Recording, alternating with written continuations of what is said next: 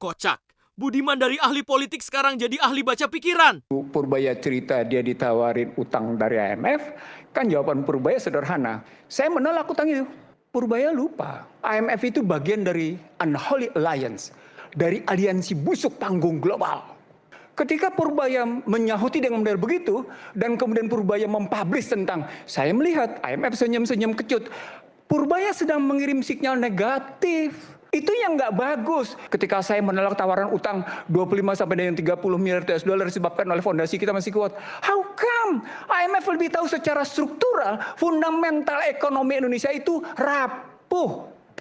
Itu yang mesti tahu. Apakah memang sungguh-sungguh fundamental kita yang disebut oleh Purbaya sebagai kuat?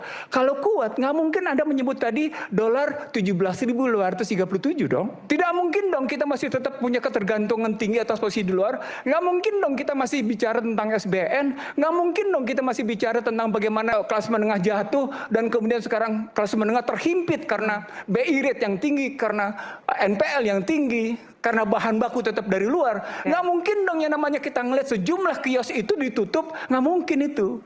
Bloomberg ngelihat, ini keterlibatan negara bisa berbahaya, bisa mengundang resiko. Wall Street Journal bilang, oh iya, kapitalisme berada di sembang jalan. Perdebatan mutakhir itu menunjukkan bahwa multipolaritas di panggung global dengan pendekatan teknologi, keuangan, dan militer itu sedang berganti.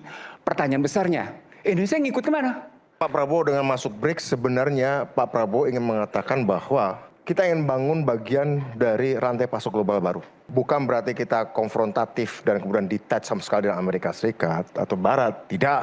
Kedua, saya tertarik tadi dikatakan oleh Pak Nursi. Ini Pak Nursi ini deskriptif. Tapi afirmatifnya kemana? Satu mengatakan IMF bagian dari aliansi busuk.